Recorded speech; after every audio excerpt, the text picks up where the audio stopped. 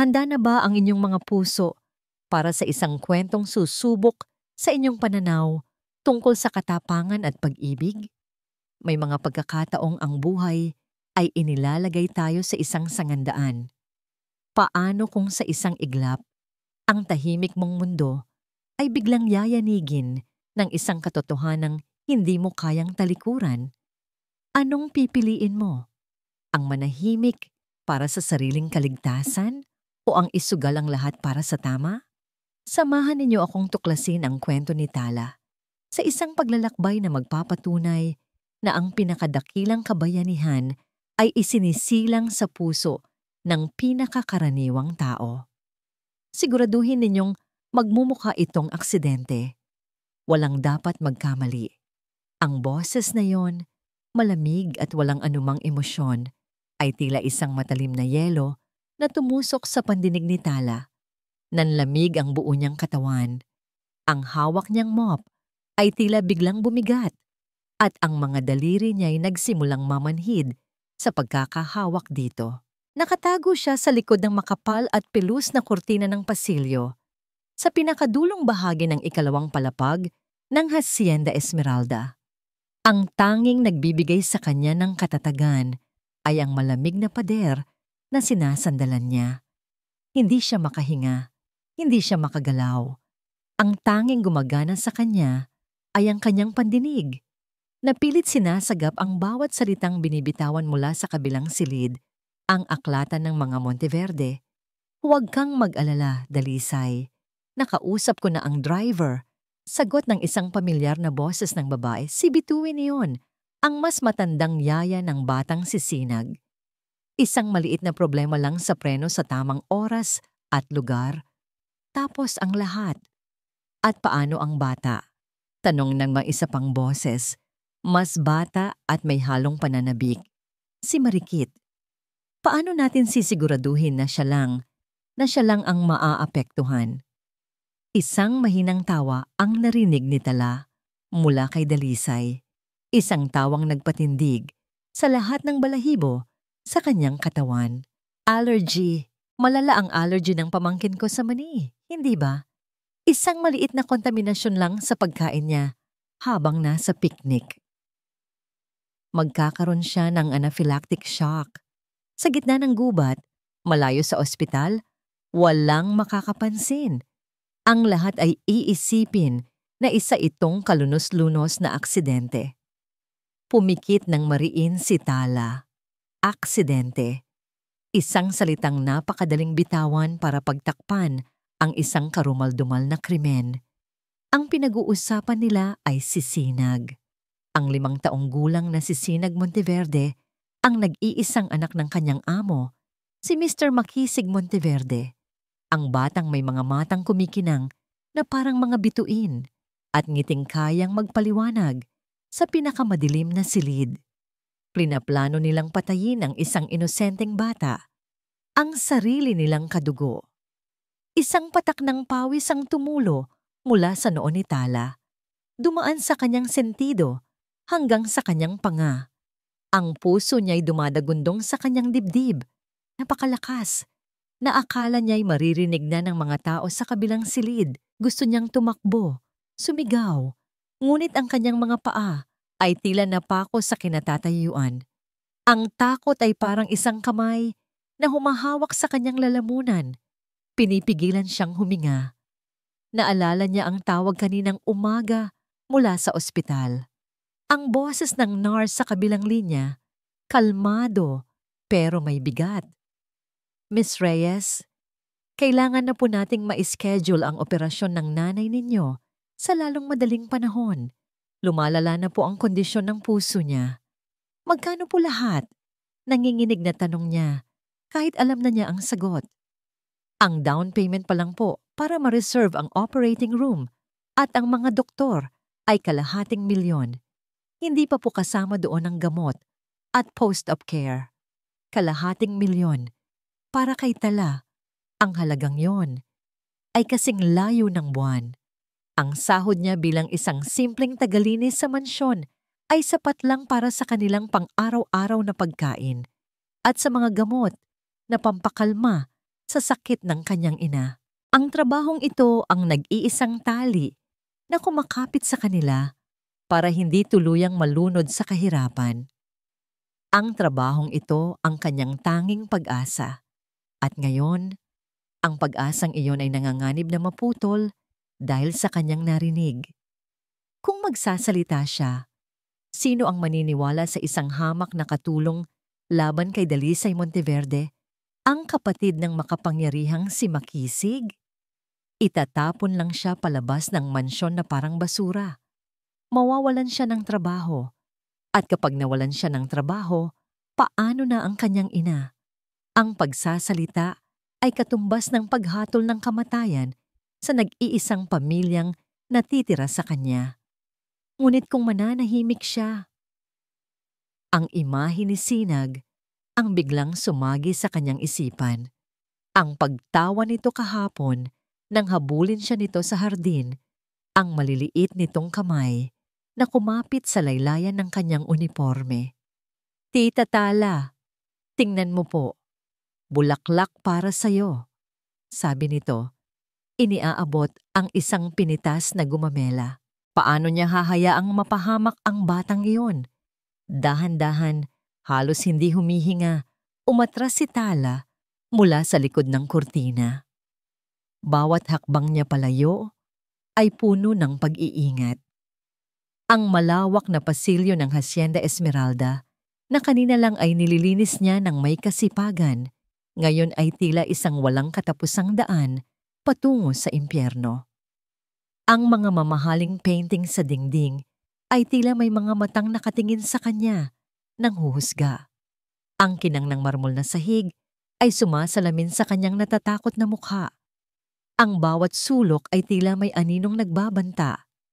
Nang makarating siya sa hagdanan ng mga katulong, halos liparin na niya ang mga baitang pababa.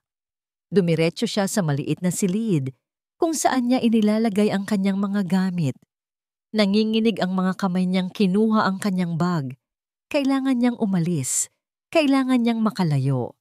Pero habang isinusuokbit niya ang bag sa kanyang balikat, isang alaala ang bumalik sa kanya. Isang alaalang matagal na niyang pilit kinakalimutan. 10 taon na ang nakalipas. Ang kanyang nakababatang kapatid na si Lito, payat at maputla, nakahiga sa kanilang maliit na banig. Hirap itong huminga dahil sa malalang hika. Wala silang pera para ipangbili ng nebulizer o ipangpa-ospital.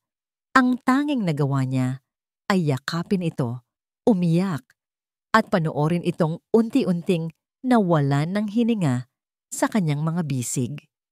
Ang pakiramdam na yon, ang kawalan ng kapangyarihan, ang pagsisisi, ang pag-iisip na, sana pala ay may ginawa ako, ay isang multo na hindi kailanman umalis sa kanyang tabi. Hindi na muli. Hindi na niya hahayaang maulit iyon.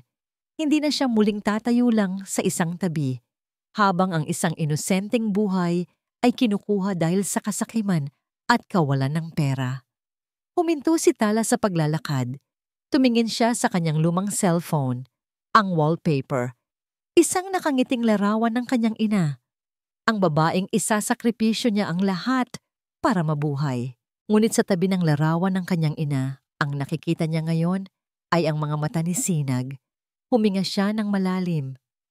Ang takot ay naroon pa rin, gumagapang sa kanyang sikmura na parang lason.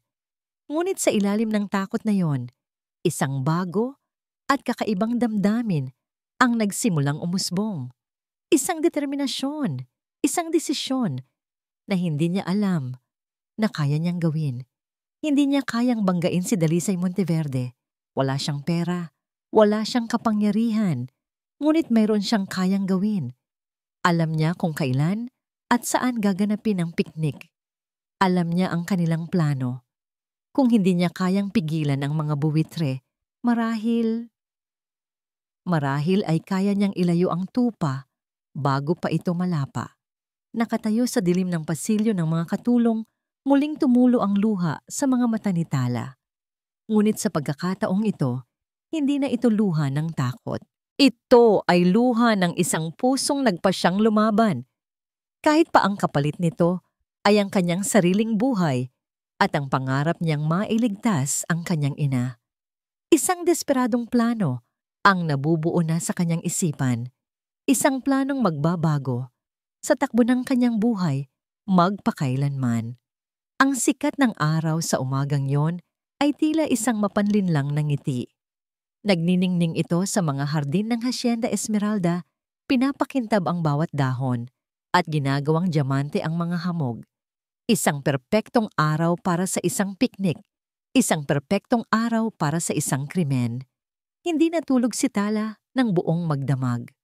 Ang bawat anino sa kanyang maliit na kwarto ay tila nag-aanyong halimaw. Ang bawat kaluskos sa labas ay nagpatalon sa kanyang puso. Ngunit sa ilalim ng takot, may isang matibay na desisyon na nabuo. Isang desisyong sinindihan ng alaala ng kanyang kapatid at ng imahe ng isang inosenteng bata. Maaga siyang gumising sa isang lumang backpack na madalas niyang gamitin kapag umuuwi sa probinsya.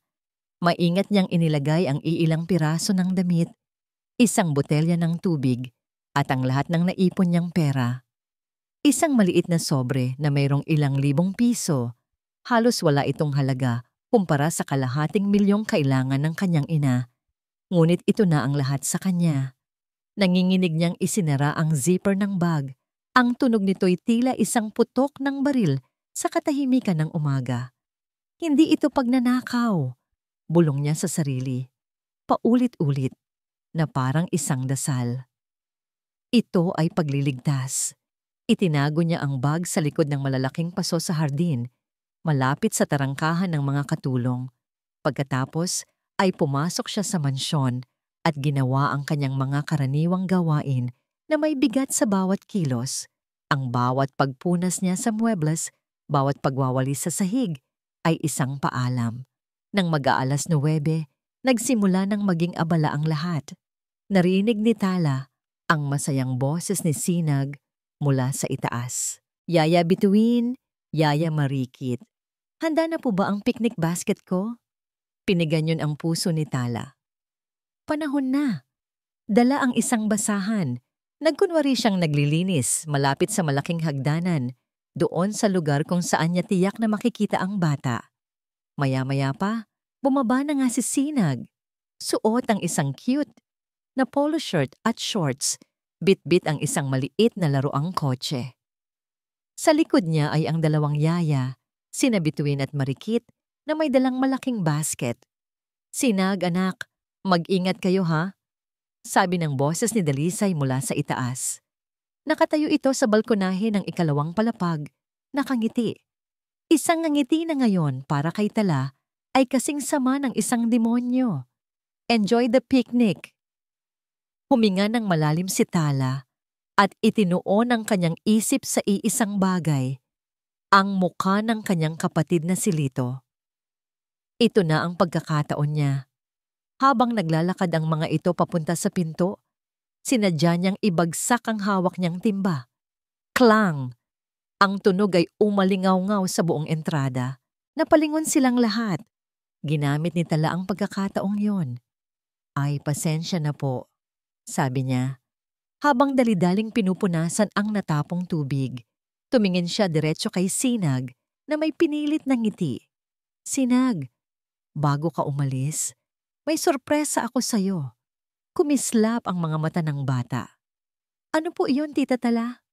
Lumuhod si Tala para maging kapantay nito. Naalala mo yung sinabi mo sa akin na gusto mong kumain ng pinakamasarap na ice cream sa buong mundo? Bulong niya na sapat lang para marinig ng bata. Alam ko kung saan mayroon. Ituturo ko sa'yo. Pero secret lang natin ha? Talaga po? Bulong pabalik ni Sinag, puno ng pananabik. Pero Tala, nagsimulang magsalita si Bituin, ngunit pinutol ito ni Marikit na tila naiinis sa abala. Ano ba yan, Tala? Nagmamadali kami. Mamaya na yang sorpresa mo, sabi ni Marikit. Humakbang palapit para hawakan ang kamay ni Sinag. Dito na kumilos si Tala. Mabilis, ngunit dahan-dahan. Sandali lang po, Ma'am Marikit. May ipapakita lang po ako kay Sir Dalisay naman siya sa carpet sa may library. Utos po kasi niya na ipaalam agad sa kanya. Isasama ko na po si Sinag para hindi na kayo maabala pa. Saglit na saglit lang po ito. Promise. Ang pagsisinungaling ay lumabas sa kanyang bibig nang hindi niya inaasahan. Nag-aalangan si Marikit, ngunit ang pagbanggit sa pangalan ni Dalisay ay nagpabago sa kanyang isip. Ayaw niyang magkaroon ng anumang gusot sa kanilang amo, lalo na sa araw na yon. O sige, bilisan ninyo. Hintayin namin kayo sa kotse, sabi ni Marikit. At hinila na si Bituin palabas. Iyon na ang hudyat. Nang mawala na sa paningin ang dalawang yaya, hinawakan ni Tala ang malambot na kamay ni Sinag. Hindi niya ito dinala sa library. Sa halip, lumiko sila sa isang pasilyo na patungo sa kusina. At mula doon, palabas sa pintuan sa likod na para sa mga katulong. Tita Tala, saan po tayo pupunta? Akala ko po sa library. Tanong ng bata. Ang kanyang maliliit na hakbang ay hirap na sumunod sa mabilis na paglakad ni Tala. Nagbago ang isip ko, sabi ni Tala. Pilit pinapakalma ang kanyang boses. Mas maganda ang sorpresa ko kaysa sa mantsa sa carpet. Tara na. Kinuha niya ang nakatagong bag sa likod ng mga paso at nang walang lingon-likod, binuksan niya ang tarangkahan at lumabas sila sa kalsada. Bawat segundo ay parang isang oras. Bawat sasakyang dumadaan ay tila isang banta. Naglakad sila nang mabilis hanggang sa makarating sa kanto kung saan may sakayan ng jeep. Sumakay sila sa unang diip na dumaan, hindi alintana kung saan ito papunta, basta makalayo lang. Sa loob ng maingay at siksikang jeep, niyakap ni Tala si Sinag. Ang bata, na inakalang bahagi ito ng isang masayang laro, ay tumingin sa labas ng bintana nang may malaking pagkamangha. Ang mga naglalakihang billboard, ang mga nag-uunahang sasakyan, ang maraming tao sa bangketa. Lahat ay bago at kapanapanabik sa kanyang mga mata, na sanay sa tahimik at malawak na bakuran ng kanilang mansyon.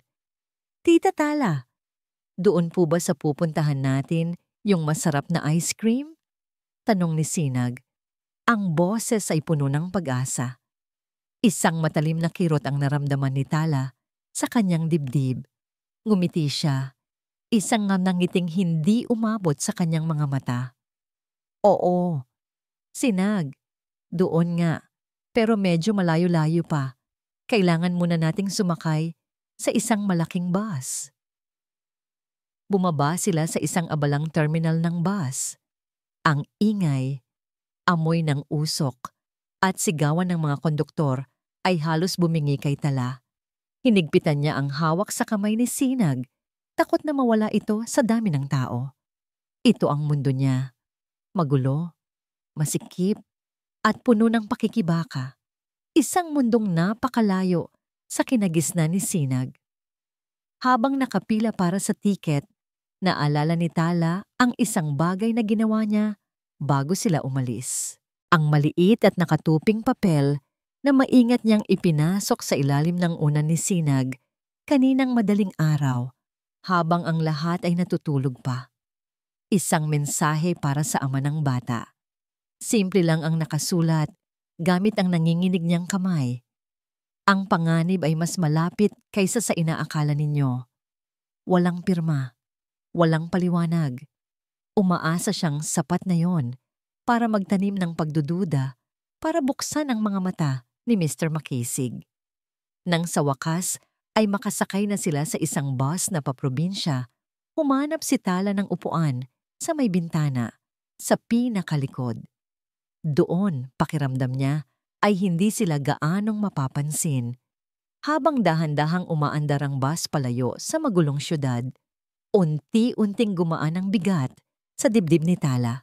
Bawat kilometrong lumalayo sila sa Hacienda Esmeralda ay 1 kilometro palayo sa tiyak na kapahamakan ni Sinag. Ang excitement ng bata ay napalitan na ng pagod.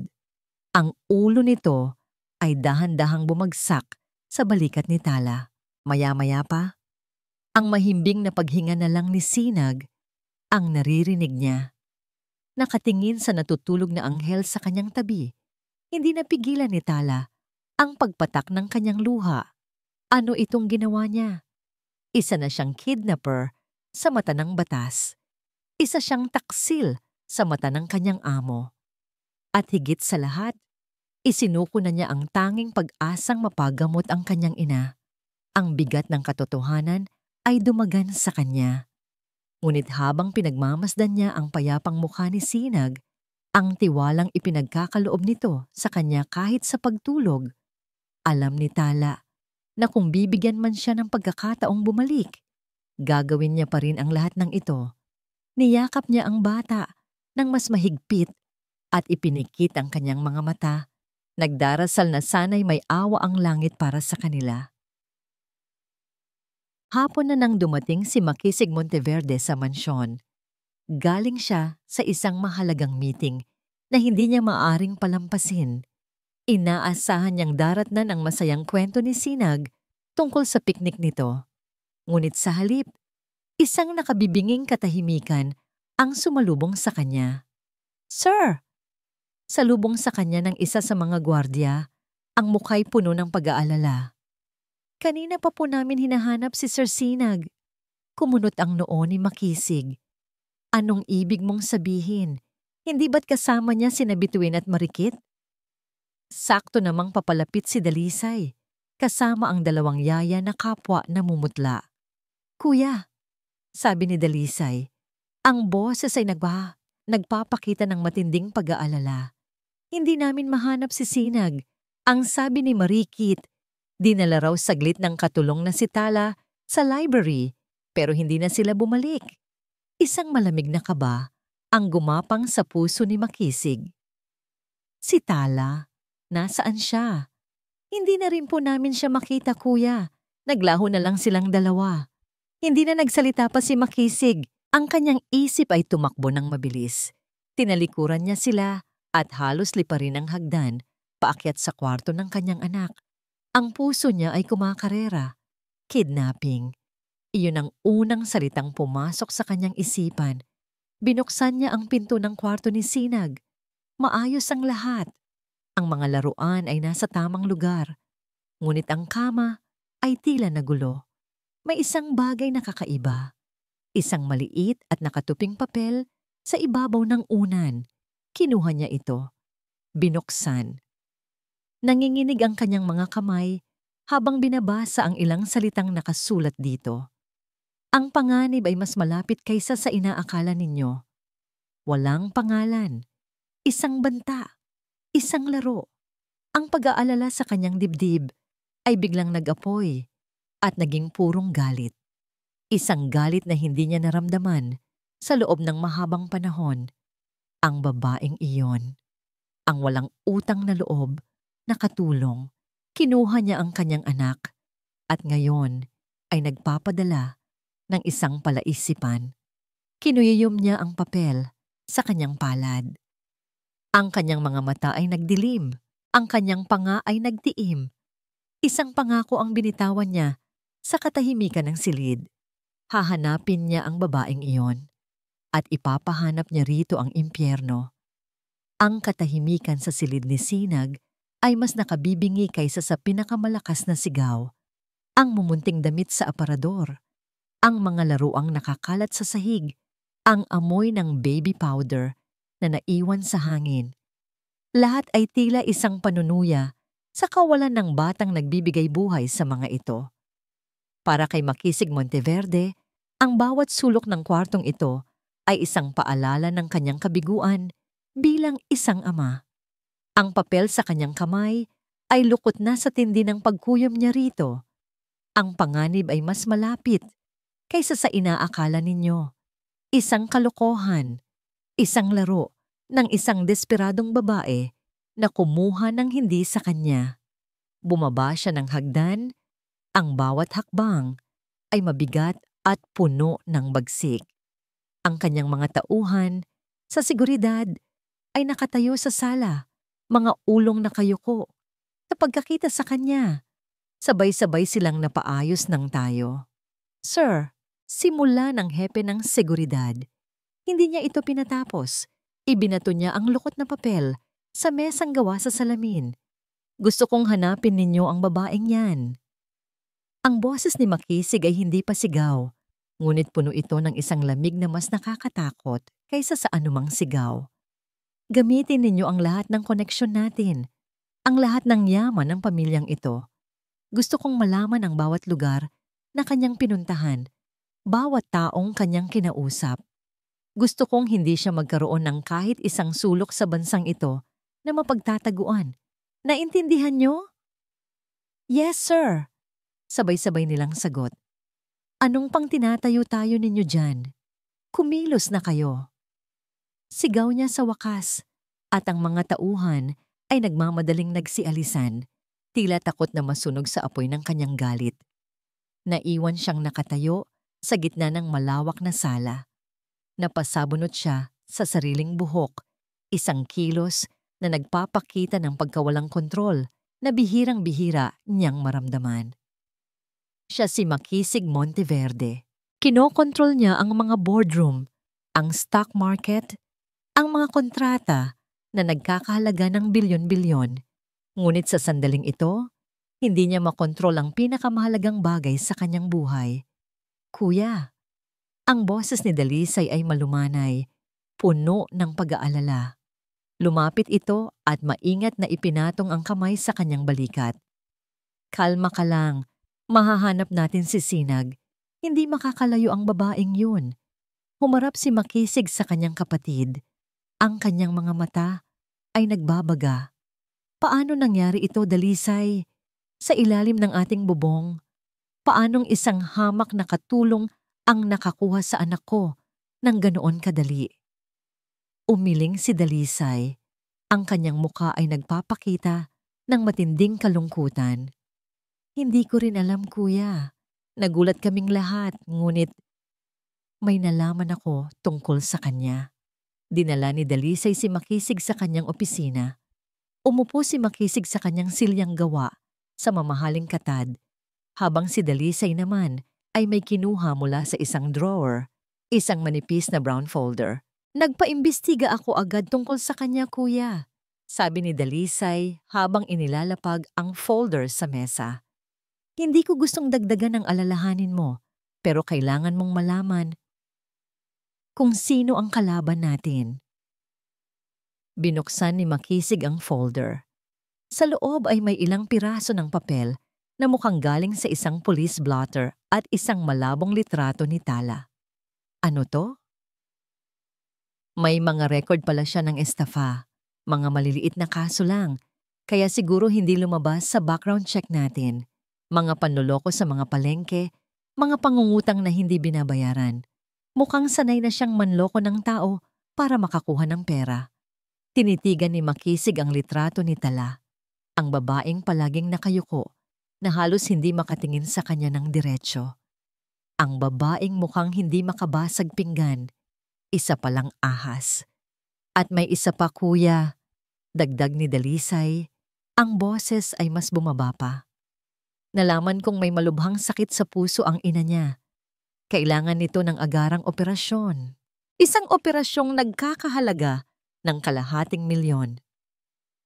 Napatingin si Makisig mula sa folder patungo kay Dalisay.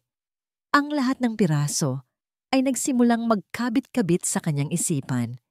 Isang babaeng desperado, isang ina na naghihingalo, isang pamilyang mayaman, isang batang madaling kunin. Kidnap for ransom. Ito na nga yun. Simple, marumi, at nakakagalit. Kaya pala, bulong ni Makisig, ang kanyang boses ay puno ng puot. Ginawa niyang target ang anak ko para sa pera. Mukhang ganun na nga, kuya, malungkot na sabi ni Dalisay. Desperado siya, at ang mga desperadong tao, nakakagawa sila ng mga kahindik-hindik na bagay. Isinara ni Makisig ang folder ng may puwersa. Ang pagkalito niya kanina ay napalitan na ng isang malinaw at matinding galit. Wala nang palaisipan, Wala ng misteryo. Mayroon na siyang kalaban. Mayroon na siyang pagbubuhusan ng lahat ng kanyang puot. Gusto kong ipa-freeze ang lahat ng bank account niya. Utos ni Makisig. Gusto kong makausap mo ang pamilya niya, ang mga kaibigan niya. Alamin mo kung saan siya maaaring magtago. Offer a reward. 1,000,000, 2,000,000, kahit magkano. Basta't maibalik lang sa akin si Sinag. Masusunod, kuya? Sagot ni Dalisay. Ang kanyang mukha ay nagpapakita ng determinasyon ng isang tapat na kapatid. Nang maiwan siyang mag-isa sa opisina, kinuha ni Makisig ang isang picture frame mula sa kanyang mesa. Ito ay isang larawan ni Sinag, kuha noong huling kaarawan nito. Nakangiti ito ng malapad. May chocolate icing pa sa gilid ng bibig. Ang inosenteng saya sa mga mata ng kanyang anak ay tila isang sundang na tumusok sa kanyang puso. Ang pagmamahal niya sa batang ito ay ang nag-iisa niyang kahinaan at ang pinakamalaki niyang kalakasan. At sino mang maglakas loob na gamitin ang kahinaang yon laban sa kanya ay makakatikim ng isang uri ng ganti na hinding-hindi nila malilimutan. Hahanapin kita, Tala, bulong niya sa larawan. Ang bawat salita ay may bigat ng isang sumpa. At kapag nahanap kita, ipagdadasal mong sanay hindi na lang tayo nagkita.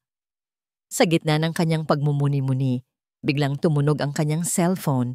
Isang unknown number, mabilis niya itong sinagot. Mr. Monteverde? Sabi ng isang boses ng lalaki. Police Captain Sandoval po ito. May magandang balita po ako sa inyo. Napatayo si Makisig. Ang kanyang puso ay biglang kumabog ng malakas. Anong balita? Na-track po namin ang signal ng cellphone ng suspect. Mukhang nagkamali siyang buksan ito kahit isang segundo lang. Nasa isang bus terminal siya sa probinsya ng Laguna. Papunta na po ang mga tauhan ko doon. Huminto sandali ang kapitan bago nagdagdag. Malapit na po naming makuha siya. Isang malamig na ngiti ang sumilay sa mga labi ni Makisig. Ang laro ay malapit nang matapos. Good, sabi niya. Ang kanyang boses ay kalmado na, ngunit puno ng panganib. Make sure she can't run anywhere else. Ibinaba niya ang tawag. Humakbang siya patungo sa bintana at tumingin sa malawak na hardin ng kanyang mansyon. Malapit na. Malapit na niyang mabawi ang kanyang anak at malapit na rin niyang pagbayarin ang babaeng naglakas loob na kalabanin siya. Humanda ka sa akin, Tala. Humanda ka. Ang biyahe sa bus ay tila isang mahabang panaginip na puno ng pagod at kaba. Bawat istasyon na kanilang hihintuan, bawat bagong pasaherong sasakay ay nagdudulot ng panibagong takot kay Tala. Ngunit sa buong biyahe, si Sinag ay mahimbing na natutulog sa kanyang balikat. Ang tiwala nito'y isang mabigat, ngunit nagbibigay lakas na responsibilidad. Nang sa wakas ay bumaba sila sa terminal ng kanyang bayan, ang pamilyar na amoy ng lupa at sariwang hangin ay sumalubong kay Tala. Malayo na sila sa lungsod ng Maharlika. Dito, sa Baryo Maligaya, ang buhay ay simple at mabagal. Isang lugar na kabaligtaran ng Marangya, ngunit mapanganib na mundo na kanilang tinakasan. Ang pangalan ng baryo ay tila isang mapait na biro sa sitwasyon niya ngayon. Walang anumang kaligayahan sa kanyang puso, tanging pangamba. Hawak kamay silang naglakad sa isang maliit na eskinita patungo sa dulo ng baryo kung saan nakatayo ang luma at abandonadong bahay ng isang malayong kamag-anak na matagal nang pumanaw, walang nakatira. Ngunit alam niyang bukas ito. Isang maliit na bahay na gawa sa kahoy at yero na papaligiran ng matataas na damo. Ito ang kanilang magiging kanlungan. Pagpasok nila, ang amoy ng alikabok at lumang kahoy ang bumati sa kanila. Madilim at may mga sapot ng gagamba sa sulok. Ngunit para kay Tala, ito ang pinakaligtas na lugar sa buong mundo sa mga sandaling iyon. Tita Tala, dito po ba tayo titira? Tanong ni Sinag. Ang kanyang boses ay may halong pagtataka habang tinitingnan ang payak na paligid. Ngumiti si Tala. Pansamantala lang, Sinag. Kailangan muna nating magpahinga. Ang unang ginawa ni Tala ay gamitin ang natitira niyang pera. Pumunta sila sa maliit na palengke sa bayan. Bawat piso ay maingat niyang binibilang. Bumili siya ng ilang dilata, isang supot ng bigas, at ilang itlog. Sa isang ukay-ukay, ipinagbili niya ang suot niyang uniforme para makabili ng 2 pares ng mumurahing t-shirt at shorts para kay Sinag at isang luma ngunit malinis na bestida para sa sarili. Habang namimili, naramdaman ni Tala ang mga matang nakatingin sa kanila. Mga tingin ng pagtataka sa isang hindi pamilyar na mukha at sa isang batang may kutis na halatang hindi sanay sa hirap. Pagbalik sa bahay, ipinagluto niya si Sinag ng kanin at sardinas. Sa mansyon, ang bata ay kumakain ng mga pagkaing inihanda ng isang private chef. Ngayon, sa isang pinggang plastik, buong gana nitong sinubo ang simpleng pagkain. "Ang sarap po, Tita Tala," sabi nito sa pagitan ng mga subo. Sa simpleng papuring iyon, gumaan ng kaunti ang puso ni Tala. Hinugasan niya ang bata gamit ang malamig na tubig mula sa poso at binihisan ng bagong damit. Pagdating ng gabi, sa isang lumang banig na kanilang natagpuan, magkatabi silang humiga. Ang tanging liwanag nila ay mula sa isang kandilang kanyang binili. "Tita Tala, hindi po ako makatulog," bulong ni Sinag. "Pwede niyo po ba akong kwentuhan?" Sa mansyon, alam ni Tala na ang mga yaya ay nagpapatugtog lang ng audiobook para kay Sinag. Marahil ay ngayon lang ito, humiling na makarinig ng isang kwentong mula sa bibig ng isang taong nag-aalaga sa kanya. Kahit pagod, umupo si Tala. "Sige," sabi niya sa malambing na boses. Noong unang panahon, sa isang malayong kaharian, may isang munting prinsipe na naligaw sa isang malawak na gubat. Ikinuwento niya ang tungkol sa isang prinsipe na tinulungan ng isang alitaptap para makahanap ng daan pauwi. Ginamit niya ang lahat ng kanyang imahinasyon, binago-bago ang kanyang boses para sa bawat karakter. Hindi niya namalayan. Ang bata ay nakatitig lang sa kanya. Ang mga matay nagniningning hindi dahil sa kwento, kundi dahil sa atensyong ibinibigay sa kanya. Bago pa man matapos ang kwento, nakatulog na si Sinag. Isang maliit na ngiti ang nakaguhit sa kanyang mga labi. Dahan-dahang hinaplos ni Tala ang buhok ng bata. Sa sandaling iyon, hindi siya isang kidnapper at si Sinag ay hindi isang bihag. Sila ay 2 kaluluwang naghahanap ng kapayapaan sa gitna ng unos. Kinabukasan habang natutulog pa si Sinag, nakahanap si Tala ng isang lumang radyo na debaterya sa isang baul. Binuksan niya ito, umaasang makarinig ng musika para mabawasan ang bigat ng katahimikan. Ngunit sa halip na musika, isang balita ang kanyang narinig. Patuloy pa rin ang malawakang paghahanap sa 5 taong gulang na si Sinag Monteverde, ang nag-iisang anak ng bilyonaryong si Makisig Monteverde. Ang itinuturong suspek sa pagdukot ay ang dating katulong ng pamilya na kinilalang si Tala Reyes. Ayon sa mga awtoridad, ang suspek ay itinuturing na mapanganib. Nag-alok na rin ng 2 milyong pisong pabuya ang pamilya Monteverde para sa sino mang makakapagbigay ng impormasyon sa kinaroroonan ng dalawa. Naniga si Tala sa kanyang kinauupuan. Ang radyo ay tila sumisigaw ng kanyang pangalan. Mapanganib. Siya? Mapanganib? Napatingin siya kay Sinag na payapang natutulog, nakayakap sa isang unan. Ang tanging panganib na nakita niya ay ang panganib na sinubukan niyang ilayo sa batang ito. Ang 2 milyong piso ay isang malaking halaga. Sapat na yon para ipaoperahan ang kanyang ina at bumili ng bagong buhay. At ngayon, ang halagang iyon ay nakapatong sa kanyang ulo. Sino man sa baryong ito, sino mang makakilala sa kanila, ay maaaring maging isang kaaway. Sa kabilang dako ng eskinita, si Aling Nita, ang pinakatsismosa sa kanilang baryo, ay nagwawalis sa kanyang bakuran. Napansin niya ang usok na nanggagaling sa tsiminea ng abandonadong bahay. Sino kaya ang naroon? Kaninang umaga, nakita niya ang isang babae at isang batang lalaki na pumasok doon. Ang bata ay tisoy at mukhang galing sa mayaman na pamilya. Kakaiba. Pumasok siya sa kanyang bahay para mananghalian at binuksan ang kanyang maliit na telebisyon. At doon, sa isang news flash, nakita niya ang larawan ng batang nawawala. Nanlaki ang kanyang mga mata. Iyon ang bata. Ang batang kasama ng babae sa kabilang bahay. Kasunod na ipinakita ang larawan ni Tala Alareyes. Nabitawan ni Aling Nita ang hawak niyang sandok. 2 milyon. 2 milyong piso. Ang halagang iyon ay kayang magbago ng kanyang buhay. Tumingin siya sa bintana, sinisilip ang bahay kung nasaan si Tala. Ang kanyang pagtataka ay napalitan ng pagkaganid. Dahan-dahan, kinuha niya ang kanyang cellphone at nanginginig ang mga daliring nagsimulang mag-dial ng numerong ipinakita sa telebisyon.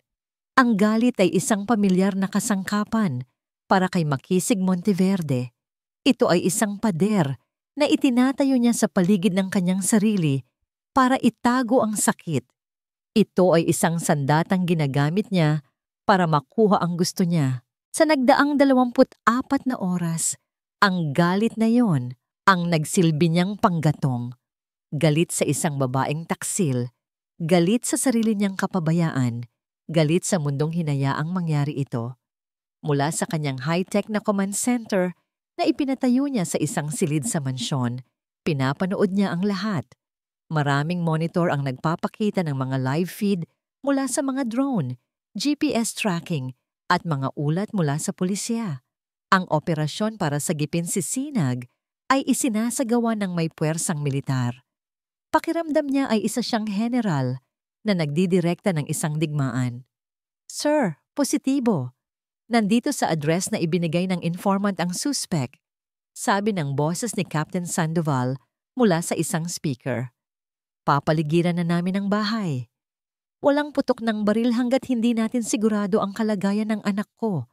Mariing utos ni Makisig, ang mga matay nakapako sa isang monitor na nagpapakita ng thermal image ng maliit na bahay.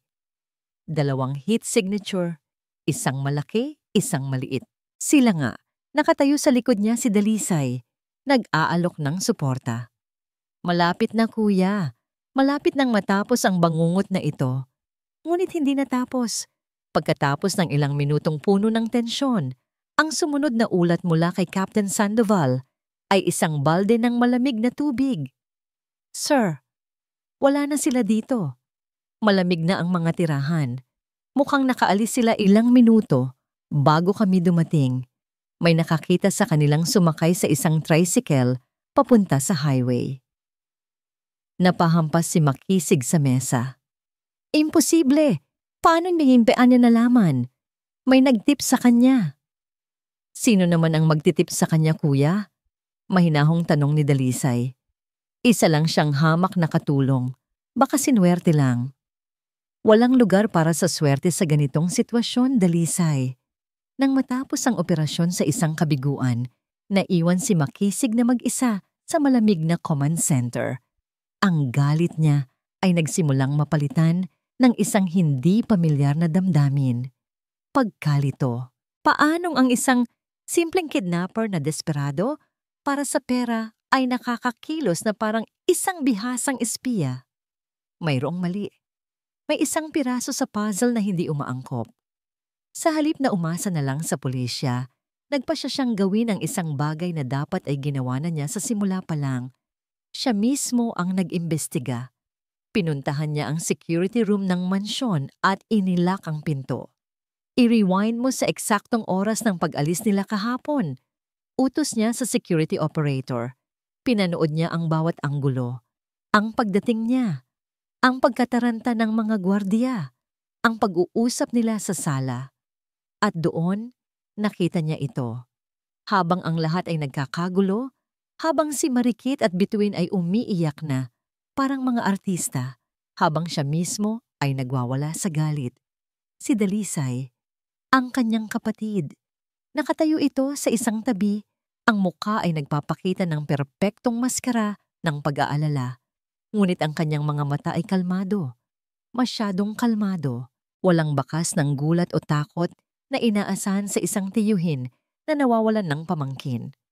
Ang kanyang katawan ay hindi tensyonado. Ito ay ang postura ng isang taong nanonood ng isang dulang matagal na niyang pinaghandaan. Isang malamig na kaba ang nagsimulang gumapang sa likod ni Makisig. Ang susunod niyang ginawa ay mas personal. Gamit ang isang pribadong linya sa kanyang opisina, tinawagan niya ang ospital kung saan nakakonfine ang ina ni Tala. Hindi siya nagpakilala bilang si Makisig Monteverde. Good morning. Nais ko lang sanang i-verify ang status ng pasyenteng si Aling Belen Reyes. Sabi niya sa pinakakalmadong boses na kaya niya. Ako po ay mula sa isang charity foundation na tumutulong sa mga may sakit sa puso. Sandali lang po, sir, sabi ng nurse sa kabilang linya. Pagkatapos ng ilang sandali, bumalik ito. Nandito pa po siya, sir.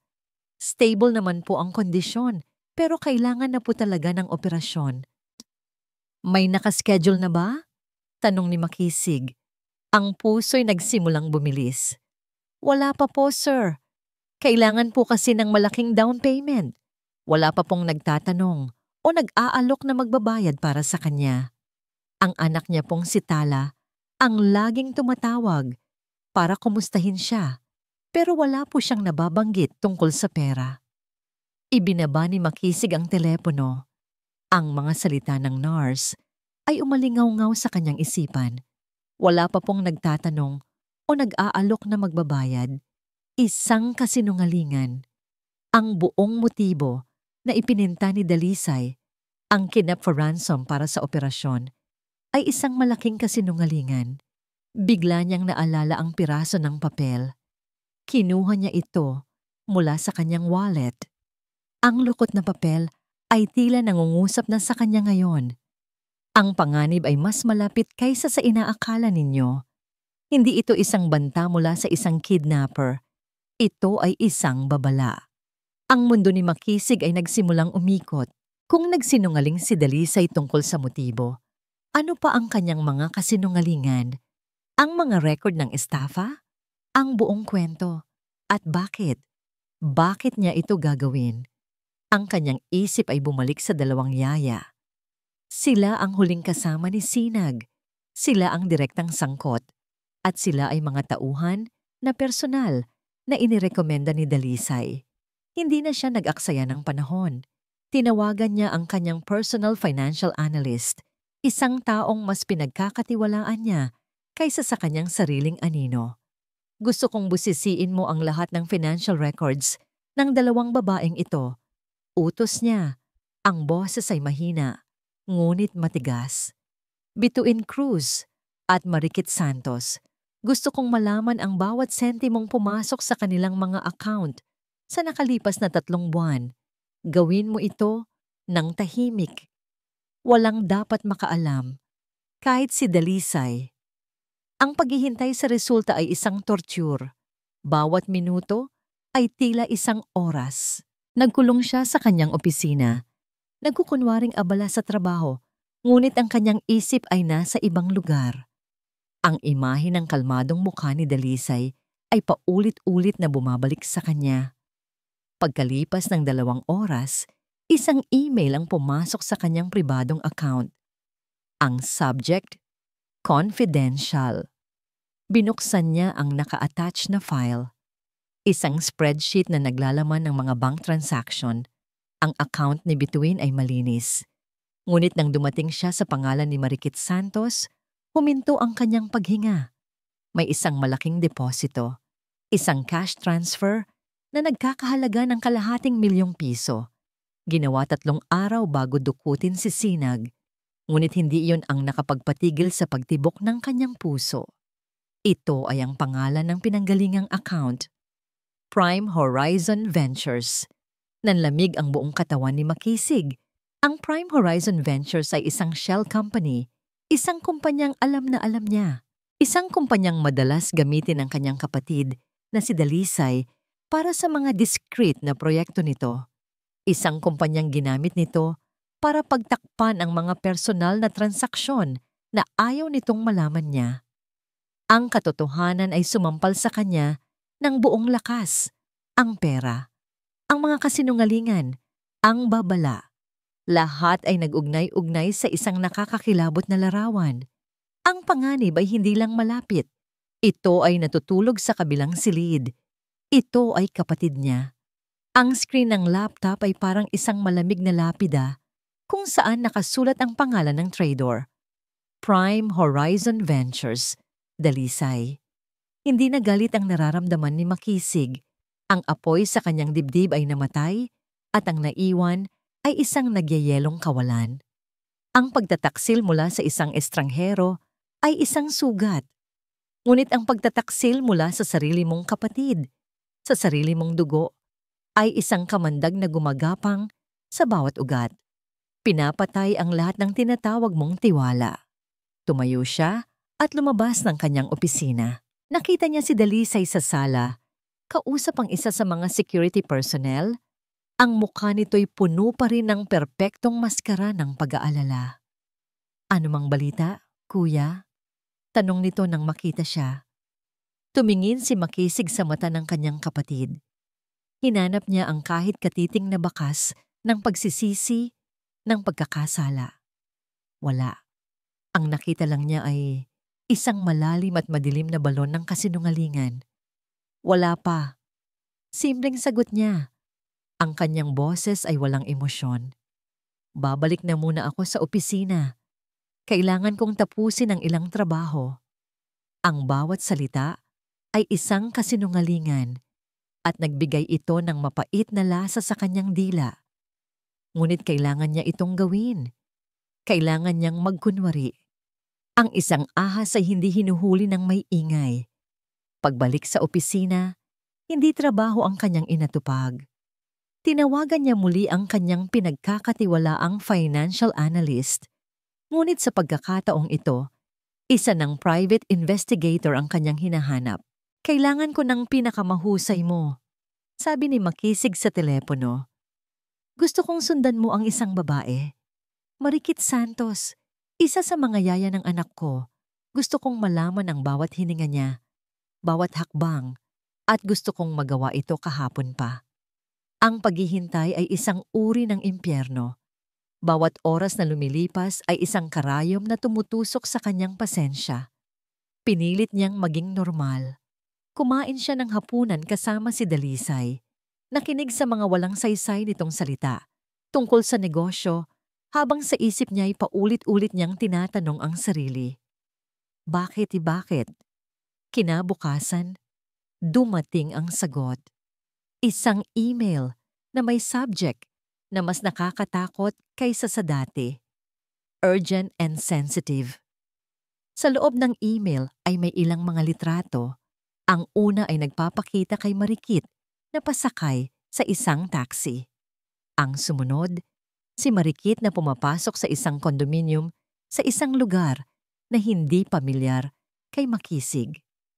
Ang pangatlong litrato ang nagpadurog sa natitirang piraso ng kanyang puso.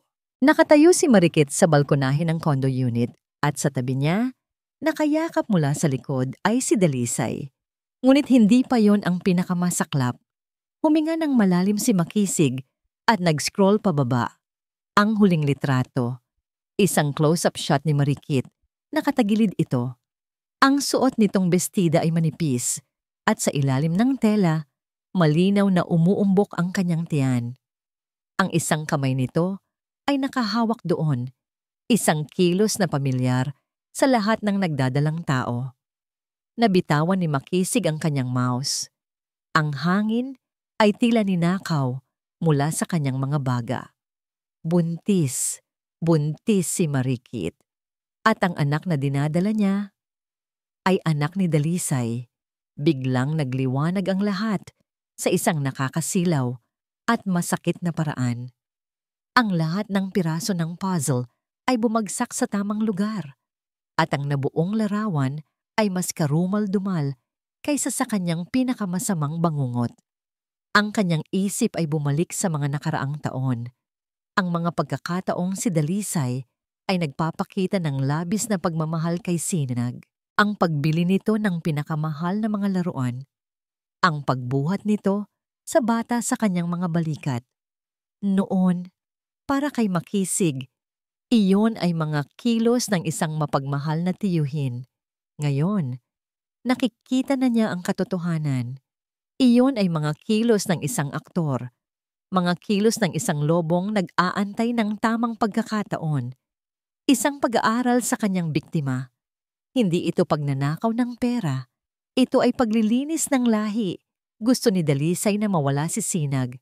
Gusto niyang mawala ang nag-iisang tagapagmana ni Makisig Monteverde. Para kapag nangyari iyon, ang susunod sa linya, ang bagong dugo ng pamilya ay ang sarili niyang anak. Ang anak niya kay Marikit. Ang plano ay hindi lang para magnakaw ng kayamanan. Ang plano ay para palitan ang buong dinastiya. Ang galit na naramdaman niya kahapon ay larong bata kumpara sa puot na kumukulo ngayon sa kanyang dugo.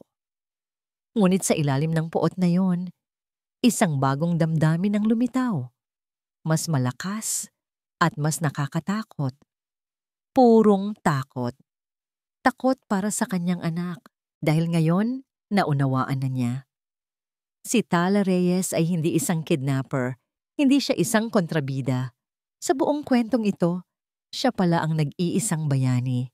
Narinig niya ang plano, nalaman niya ang katotohanan. At sa halip na manahimik, sa halip na tumakbo, gumawa siya ng isang bagay na walang sino man ang naglakas loob na gawin. Iniligtas ni Tala ang anak ko. Kinuha niya si Sinag hindi para saktan ito, kundi para ilayo sa mga totoong halimaw na nakatira sa loob ng sarili nitong tahanan. At siya, sa kanyang pagkabulag, sa galit at pagtitiwala sa isang ahas, ay tinugis ang maling tao. Ipinahamak niya ang nag-iisang taong nagtangkang tumulong. Sa gitna ng kanyang pagkataranta, muling tumunog ang kanyang cellphone, si Captain Sandoval. "Sir," masiglang sabi ng kapitan, "mayroon na tayong kumpirmadong lokasyon. Ang informant na tumawag dati ay muling nakita ang suspect. Nandito sila sa isang lumang bahay sa Baryo Maligaya. Papunta na kami doon ngayon din. This is it, sir. Mahuhuli na natin siya." Ang mga salita ng kapitan, na dapat sana'y musika sa kanyang pandinig, ay naging isang tunog ng papalapit na panganib. Ang mga pulis, ang kanyang mga tauhan, lahat sila ay may iisang utos. Hulihin ang mapanganib na kidnapper. Anong gagawin nila kapag sinubukan ni Tala na tumakbo?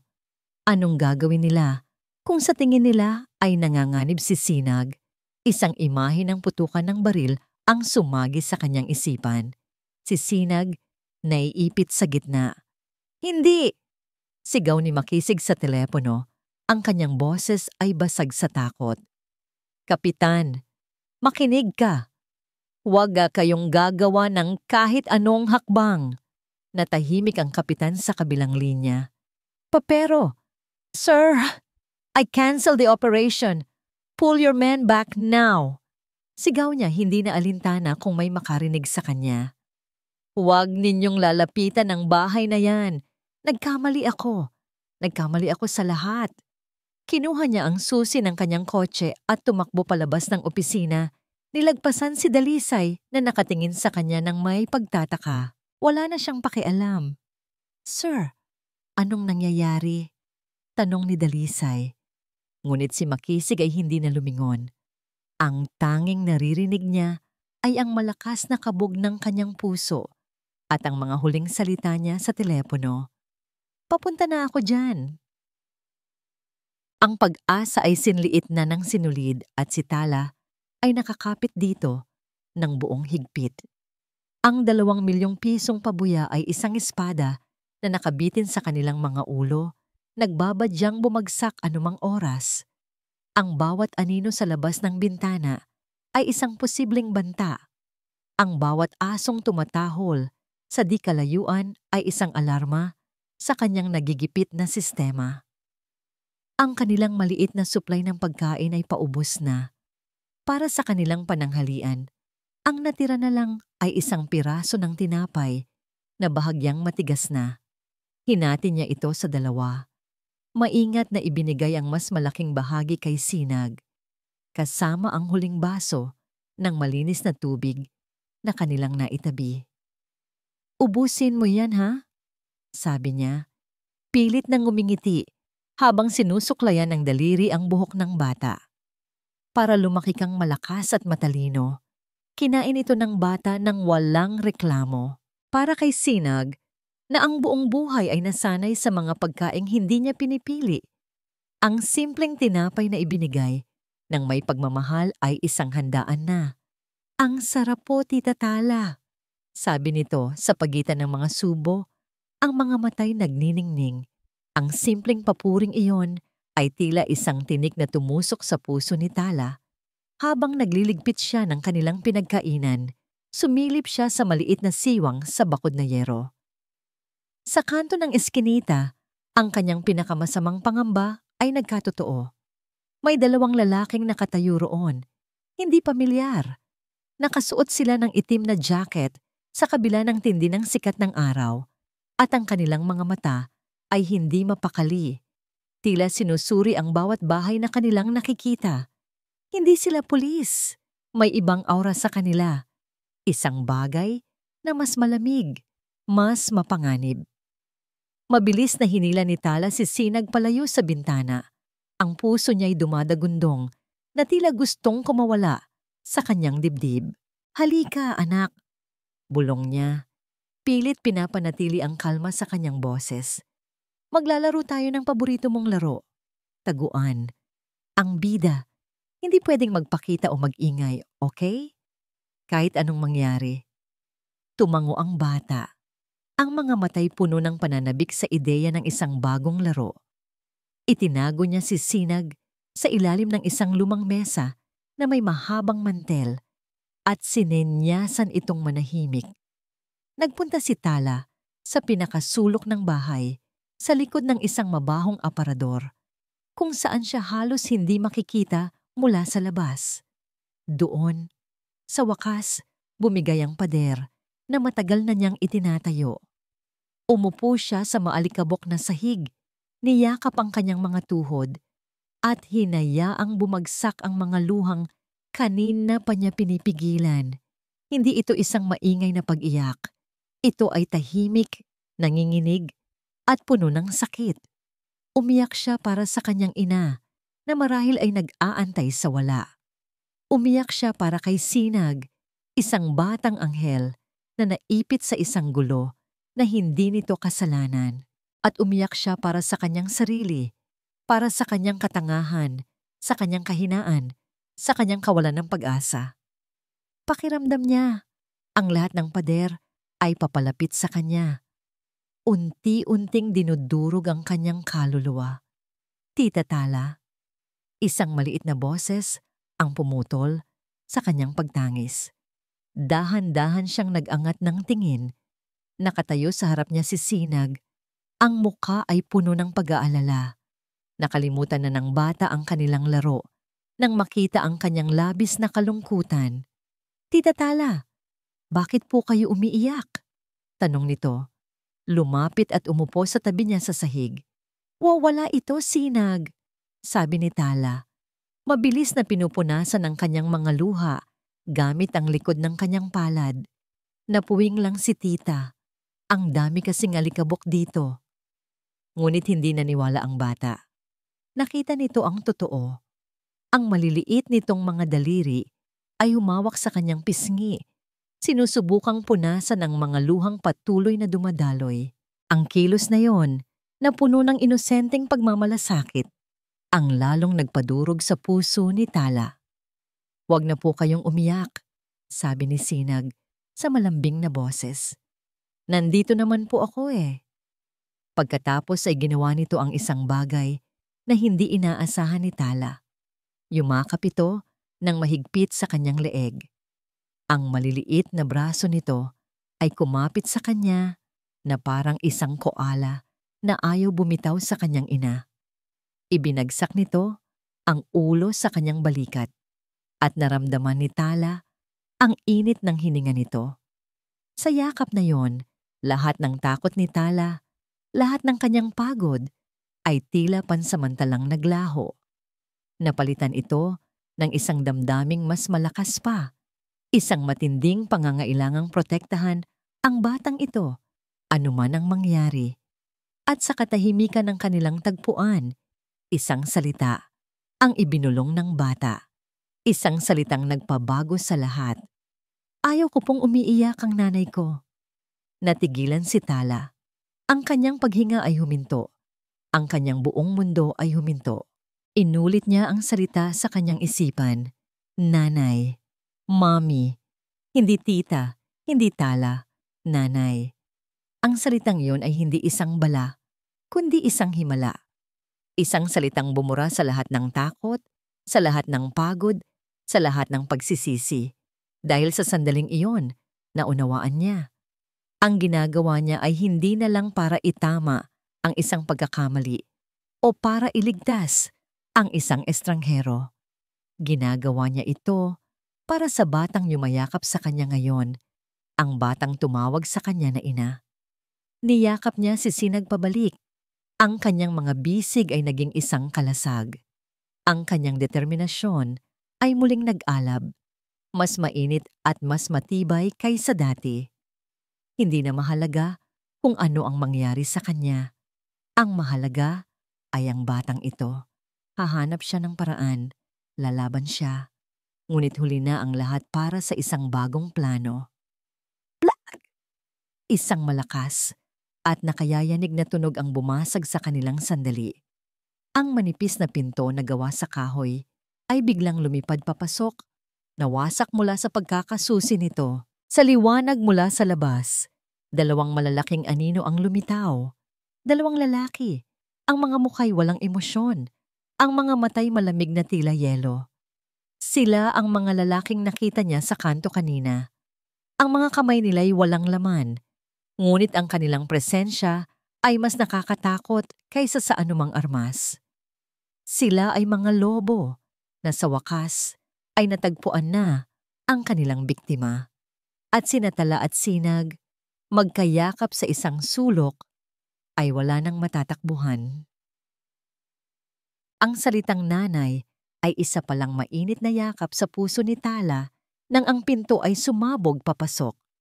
Ang init na yon ay agad naging yelo. Sa isang iglap, ang mundo ay bumagal. Ang mga piraso ng nawasak na kahoy ay tila sumasayaw sa hangin. Ang alikabok ay umikot na parang mga multo sa sinag ng araw mula sa labas. At sa gitna ng lahat ng yon, nakatayo ang dalawang lalaki, mga anino ng kamatayan na may anyong tao. Ang unang kumilos ay ang instinct ni Tala. Hindi na siya nag-isip. Ang kanyang katawan ay naging isang kalasag. Itinulak niya si Sinag sa likod niya at hinarap ang mga papalapit na panganib. Ang takot ay isang kuryenteng dumaloy sa kanyang buong katawan, ngunit ang pagmamahal na isinilang ng salitang nanay ay mas malakas. "Huwag kayong lalapit sa kanya," sigaw niya. Ang boses ay nanginginig, ngunit puno ng isang tapang na hindi niya alam na taglay niya. Ang isa sa mga lalaki ay ngumisilang, isang ngising walang kagalakan. Mabilis ang kanilang kilos. Sabay silang sumugod. Sinubukan ni Tala na lumaban. Ikinuyom niya ang kanyang mga kamao at sumuntok. Ngunit ang kanyang mga braso ay parang mga sanga ng kawayan laban sa bakal. Itinulak niya, ngunit para lang siyang nagtutulak ng pader. Kumalmot siya at nanipa. Isang mabangis na pusa na naipit sa isang sulok. Ngunit ang kanyang mga pagsisikap ay walang saysay. Ang kanilang lakas ay higit na nakahihigit. Isang kamay na bakal ang humablot sa kanyang buhok at marahas siyang hinila, patagilid. Ang isa pang lalaki ay nagkaroon na ng malinaw na daan patungo kay Sinag. "Tita Tala!" Ang sigaw na iyon yon. Ang sigaw na puno ng takot ng isang batang inaagaw mula sa nag-iisang taong pinagkakatiwalaan nito. Ang sigaw na yon ay isang punyal na bumaon ng diretso sa kaluluwa ni Tala. "Sinag!" Isinigaw niya pabalik.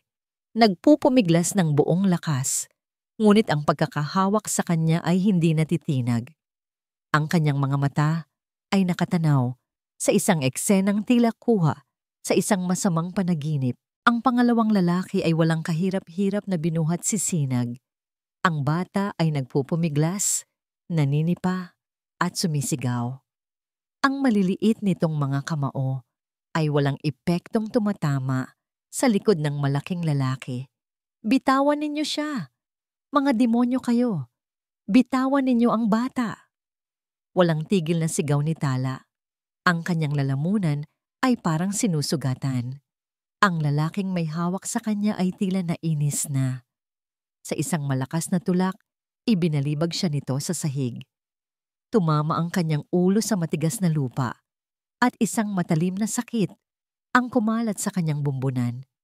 Ang kanyang paningin ay panandali ang nagdilim. Nang bumalik ang kanyang ulirat, nakahiga na siya sa sahig. Walang lakas na bumangon. Ang bawat kalamnan sa kanyang katawan ay sumisigaw sa sakit. Ngunit ang sakit na pisikal ay walang-wala kumpara sa sakit ng kanyang pagkatalo. Mula sa kanyang kinahihigaan, wala siyang magawa kundi ang manood. Hawak pa rin ng isang lalaki si Sinag na ngayon ay nagsisimula ng humina sa pag-iyak at pagpupumiglas. Ang isa namang lalaki, ang bumuhat sa bata, ay may dinukot mula sa bulsa ng kanyang itim na jacket. Isang bagay na maliit at kumikinang, isang hiringgilya. May lamang isang malinaw na likido sa loob nito na kumislap sa sinag ng araw na tumatagos sa sirang pinto. Dahan-dahan at may kasanayan, tinapik nito ang hiringgilya para alisin ang mga bula ng hangin. Nanlaki ang mga mata ni Tala sa takot. Hindi. Hindi ito kidnapping. Hindi ito pagkuha lang sa bata. Ito na yon. Ang aksidente. Ang lason. Ang plano ni Dalisay. Tatapusin na nila si Sinag dito mismo. Sa harap niya. "Huwag!" Ang tanging salitang lumabas sa kanyang bibig, isang halos hindi marinig na bulong. "Pakiusap! Huwag!" Hindi siya pinansin ng mga ito. Ang lalaking may hawak sa hiringgilya ay lumapit kay Sinag. Hinawakan nito ang maliit na braso ng bata. Si Sinag, sa kanyang pagod, ay tumingin lang sa matalim na karayom na papalapit sa kanyang balat. Hindi pa lubos na nauunawaan ng panganib. Para kay Tala, ang oras ay huminto. Ang bawat detalye ay malinaw na malinaw. Ang dumi sa ilalim ng kuko ng lalaki, ang isang butil ng pawis na tumutulo sa noo nito, ang malamig at walang buhay na kislap ng karayom. Ito na ang katapusan. Nabigo siya. Nabigo siyang maging isang nanay. Ang alaala ng kanyang kapatid na si Lito ay bumalik. At ang pakiramdam ng kawalan ng magawa ay isang lason na mas masahol pa sa laman ng hiringgilya. Ang dulo ng karayom ay 1 milimetro na lang ang layo mula sa balat ni Sinag. Ipinikit ni Tala ang kanyang mga mata. Hindi na kayang tiisin ang susunod na mangyayari. Isang tahimik na sigaw ang nabuo sa kanyang dibdib. At sa sandaling iyon, sa bingit ng kawalan ng pag-asa, isang tunog ang bumasag sa lahat. Hindi ito galing sa loob ng bahay, galing ito sa labas. Isang sigaw na puno ng kapangyarihan, ng sakit, at ng isang bagsik na kayang magpayanig sa lupa. "Bitawan ang anak ko!" Ang sigaw ay dumagundong, malakas at malinaw, na nagpatigil sa kamay ng lalaking may hawak ng hiringgilya. Maging ang mga walang pusong tauhan ay natigilan, napalingon sa sirang pintuan. Dahan-dahang iminulat ni Tala ang kanyang mga mata. Sa silhouette na nabuo laban sa nakakasilaw na liwanag ng araw, nakatayo ang isang figura na kilalang-kilala niya. Si Makisig Monteverde. Ang sigaw na yon ay hindi lamang tunog. Ito ay isang puwersa, isang alon ng purong galit at pagmamahal ng isang ama na sumabog sa loob ng maliit na bahay. Nagpabago sa takbo ng lahat. Hindi na naghintay si Makisig Monteverde. Sa sandaling makita niya ang hiringgilya sa kamay ng lalaki at ang takot sa mga mata ng kanyang anak, ang lahat ng rasyonal na pag-iisip sa kanyang utak ay naglaho. Pinalitan ito ng isang primal na instinct na mas matanda pa sa sibilisasyon, ang protektahan ang kanyang supling sa anumang paraan. Sumugod siya na parang isang nasugatang toro, ang atensyon ay nakatuon sa panganib. Ang unang tauhan, ang humila kay Tala kanina, ay humarang sa kanya, nagtangkang pigilan ng kanyang pag-abante. Ngunit ang suntok na pinakawalan ni Makisig ay hindi galing sa lakas ng braso, kundi sa bigat ng kanyang puso at takot. Tumama ito ng buong puwersa sa panga ng lalaki, na nagpatalsik dito patagilid na tila isang basahang manika, at bumagsak ito nang walang malay sa isang tumpok ng mga lumang kahoy. Ang pangalawang lalaki, na may hawak pa rin sa hiringgilya at kay Sinag, ay nataranta. Ang kanyang utos ay patay ng bata. Hindi labanan ng ama nito. Binitawan niya si Sinag para harapin ang bagong banta. Ngunit ang pagbitaw kay Sinag ay ang pinakamalaking pagkakamali niya. Nang makitang malaya na ang anak, ang galit ni Makisig ay naging isang pambihirang pokus. Hindi niya ininda ang suntok na tumama sa kanyang tagiliran. Sa halip, ginamit niya ang momentum, yumakap sa baywang ng lalaki, at ibinuwal ito sa sahig na may lakas na dulot ng desperasyon. Nagpagulong-gulong sila sa maalikabok na sahig, bawat isa'y naghahangad na makuha ang lamang. Isang suntok, isang siko, mga ungol ng sakit at galit. "Daddy!" Narinig niyang sigaw ni Sinag mula sa isang sulok kung saan ito'y napatakbo palapit kay Tala.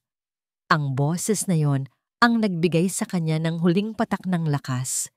Ibinuhos niya ang lahat sa isang huling suntok at isa pa, hanggang sa ang lalaki sa ilalim niya ay hindi na gumagalaw.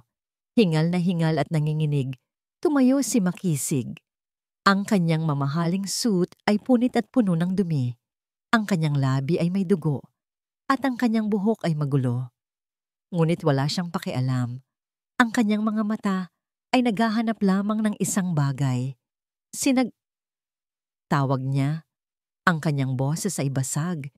Isang halo ng pagod at labis na kaluwagan. Ang bata, na kanina'y umiiyak sa takot, ay tumakbo at yumakap ng mahigpit sa kanyang mga binti.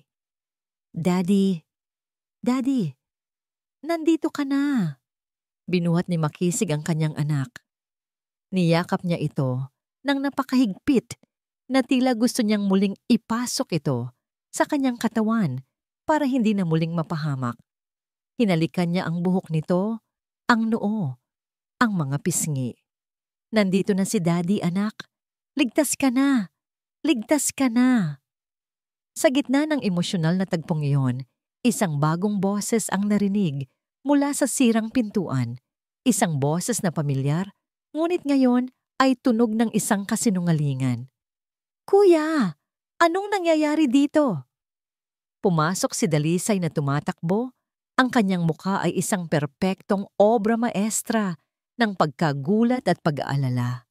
Tiningnan niya ang dalawang lalaking walang malay sa sahig, ang nagulong paligid, at ang mag-amang magkayakap. Hindi niya inaasahan ang ganitong eksena. Ang kanyang plano ay dapat na malinis at tahimik. "Dalisay," sabi ni Makisig. Dahan-dahang ibinababa si Sinag at itinago ito sa kanyang likuran. Ang kanyang boses ay malamig na tila yelo. "Tamang-tama ang dating mo. para makita mo ang resulta ng mga utos mo. Natigilan si Dalisay. Ang maskara sa kanyang muka ay bahagyang gumuho. Anong ibig mong sabihin, kuya? Hindi kita maintindihan. Sinundan lang kita dahil nag-aalala ako sa'yo. Ngumisi si Makisig, isang ngising walang kagalakan. Talaga? Nag-aalala ka? O baka naman gusto mong siguraduhin na ang mga aso mo ay nagawa ng tama ang trabaho nila?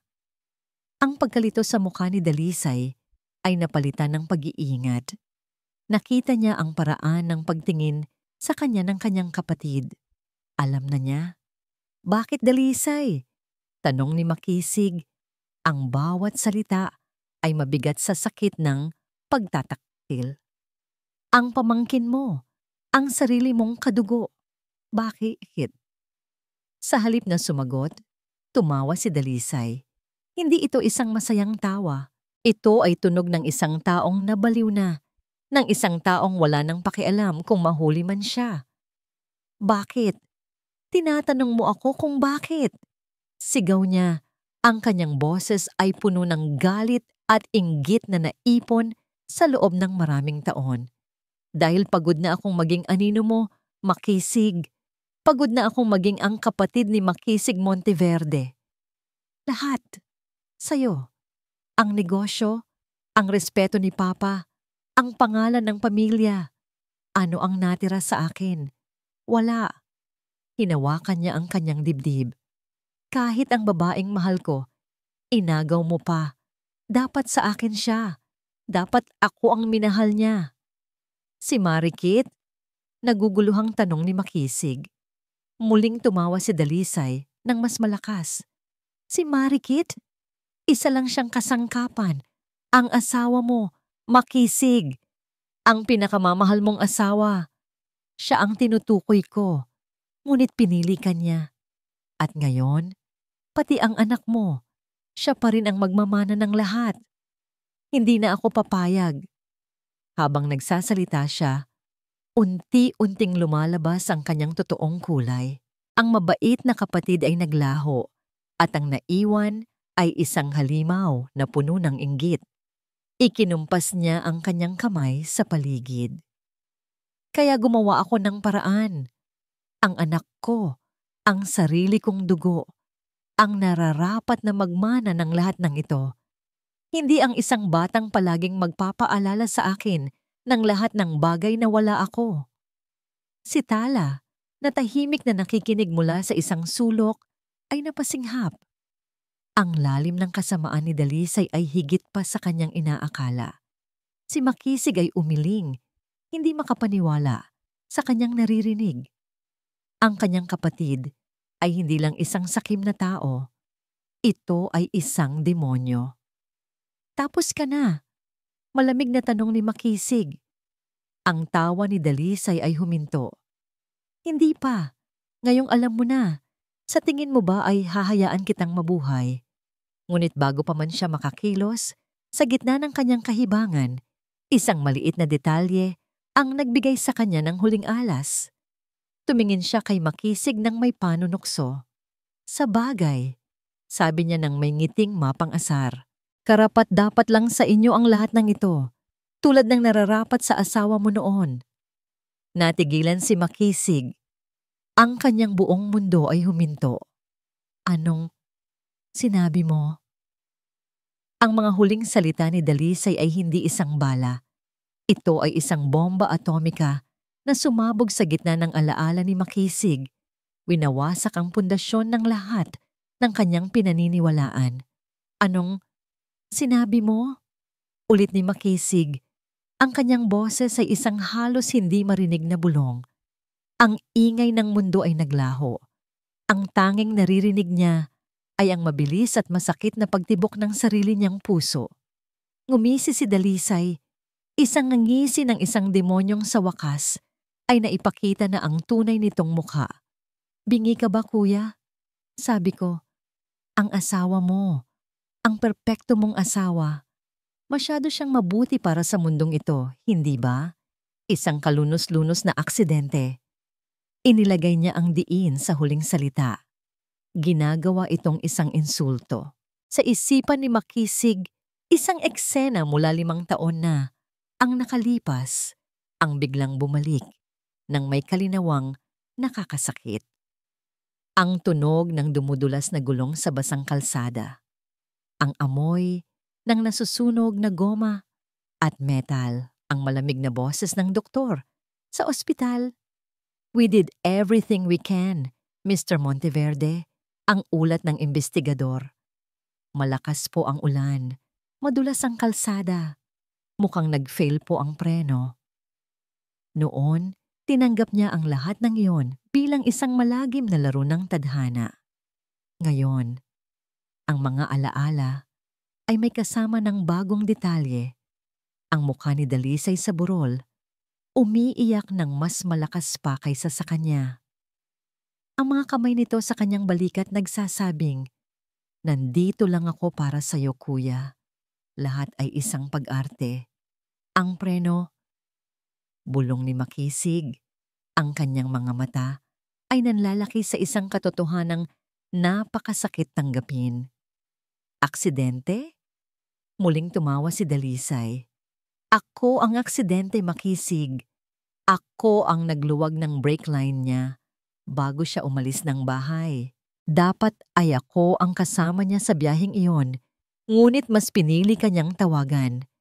Palagi na lang ikaw, kaya't kung hindi rin lang siya mapupunta sa akin, mas mabuti pang wala nang makinabang sa kanya." Tapos na.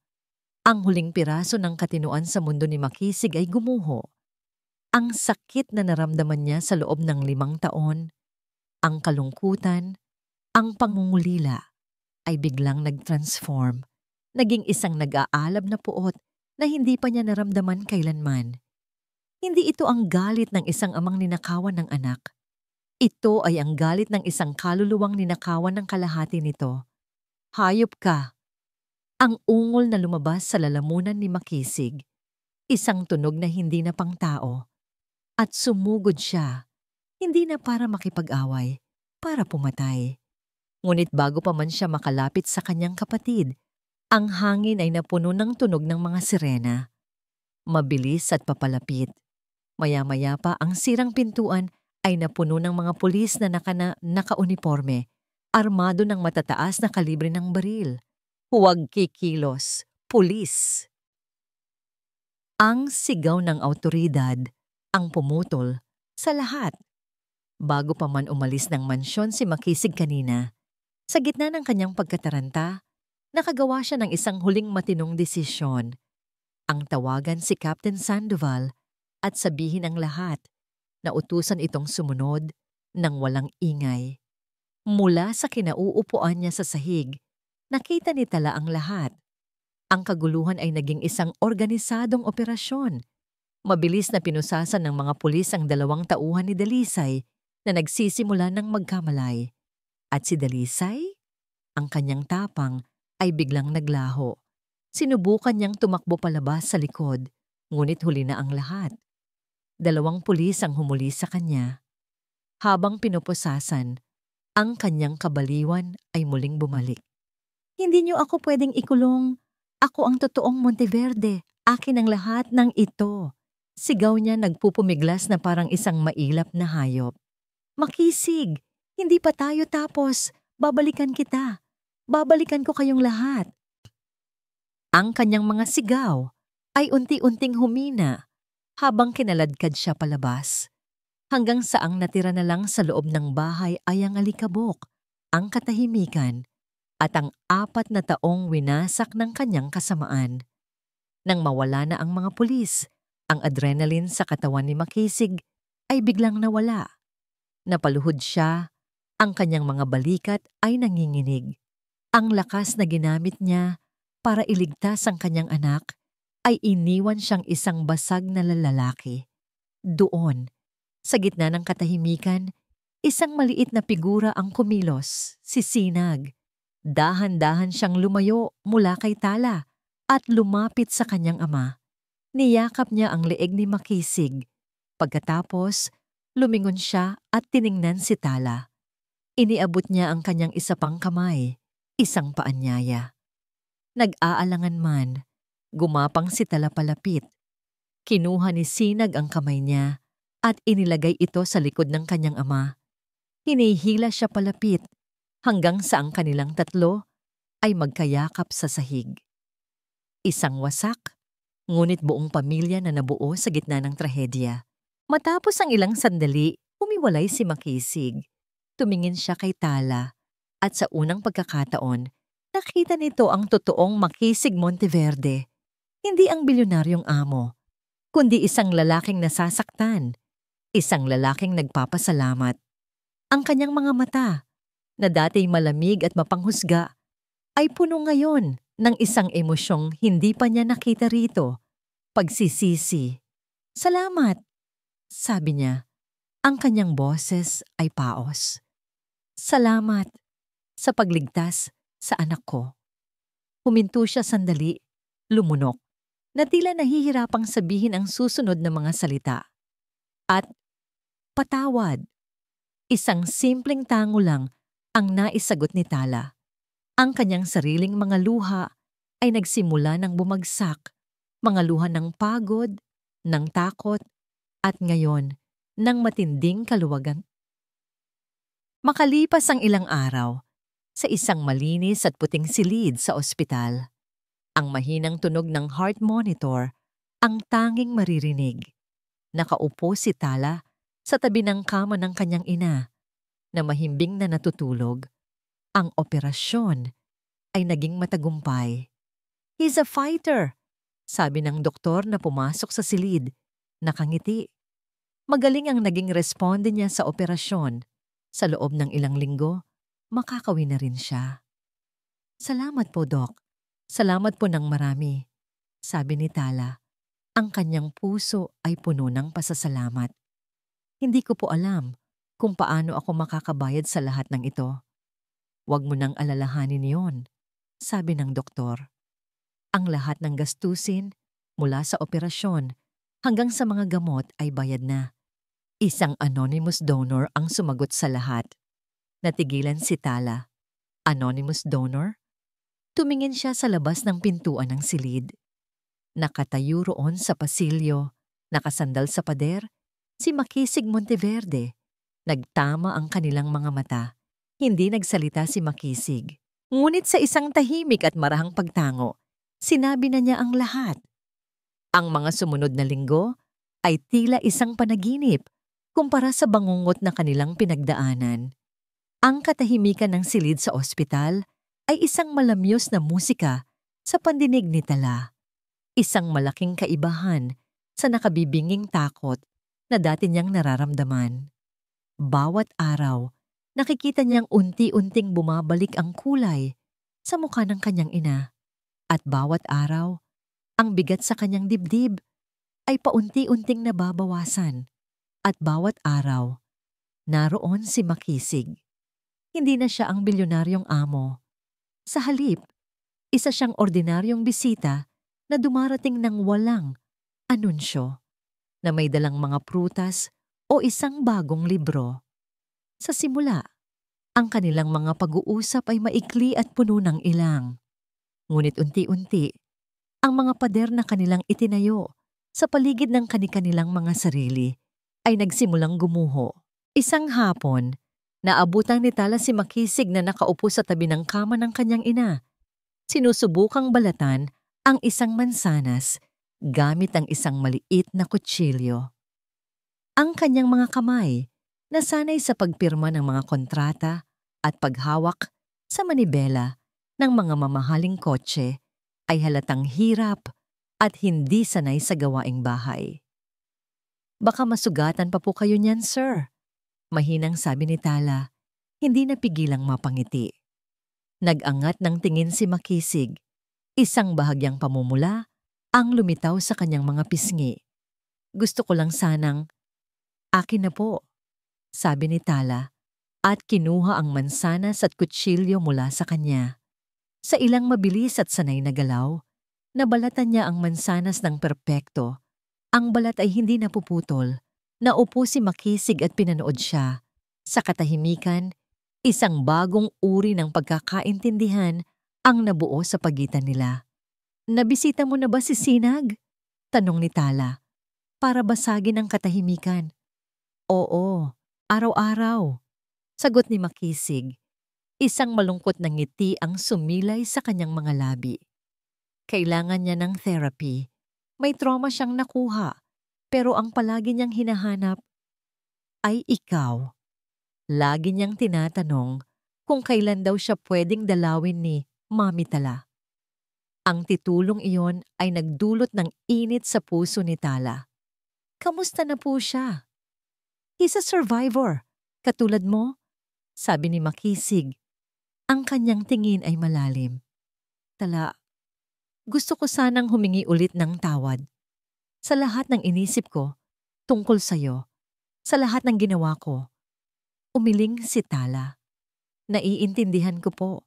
Ginawa niyo lang po ang gagawin ng isang amang nag-aalala. Pero mali pa rin ako." Giit niya. "Nabulag ako ng galit. Hindi ko nakita ang katotohanan na nasa harap ko na pala." Tumingin siya sa bintana sa malawak na kalangitan. "Pagkatapos mamatay ng asawa ko, isinara ko ang sarili ko. Itinuon ko ang lahat sa trabaho at sa pagprotekta kay Sinag sa materyal na paraan. Akala ko, sapat na yon. Hindi ko namalayan. Ang pinakamalaking panganib pala ay ang taong pinagkatiwalaan ko ng lubos." Sa unang pagkakataon, nakita ni Tala ang kanyang kahinaan. At sa halip na makaramdam ng awa, nakaramdam siya ng respeto. "Lahat po tayo nagkakamali," mahinang sabi ni Tala. Naalala niya ang kanyang kapatid.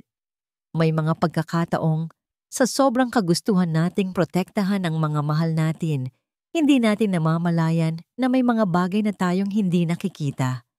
Ang mahalaga po, natuto tayo. Mula noon, ang kanilang mga pag-uusap ay naging mas malalim. Ikinuwento ni Makisig ang tungkol sa kanyang asawa, ang kanilang mga pangarap, at ang kalungkutang kanyang kinimkim. Ikinuwento naman ni Tala ang tungkol sa kanyang simpleng buhay sa probinsya, ang pagkamatay ng kanyang kapatid, at ang pangarap niyang mabigyan ng magandang buhay ang kanyang ina. Sa pagbabahagi ng kanilang mga sakit, nakahanap sila ng lunas sa isa't isa. Nang sa wakas ay pinayagan ng makalabas ng ospital ang ina ni Tala, si Makisig ang nag-insist na ihatid sila. Hindi sa kanilang maliit na apartment sa syudad, kundi sa isang maliit ngunit magandang bahay sa isang tahimik na subdibisyon, isang regalo. Sabi niya na hindi matanggihan ni Tala. Isang araw, habang naglalakad sila sa parke ng subdibisyon, kasama si Sinag. Ang eksena ay tila isang larawan ng isang pamilya. Si Sinag ay masayang tumatakbo, habang si Makisig at Tala ay magkatabing naglalakad sa ilalim ng mga puno. "Mukhang masaya na ulit siya," sabi ni Tala. "Pinapanood ang bata." "Dahil sa'yo," sagot ni Makisig. "Ikaw ang nagbalik ng ngiti sa kanya, sa aming dalawa." Huminto sila sa paglalakad. Hinarap ni Makisig si Tala. Ang kanyang mga mata ay seryoso. Ang hangin ay tila huminto sa kanilang paligid. "Tala," simula niya. Ang kanyang boses ay bahagyang nanginginig. "Alam kong napakarami na naming utang sa'yo. At alam kong wala akong karapatang humingi pa ng kahit ano. Pero..." Hinawakan niya ang kamay ni Tala. Ang kanyang palad ay mainit at magaspang. Isang paalala ng lahat ng kanyang pinagdaanan.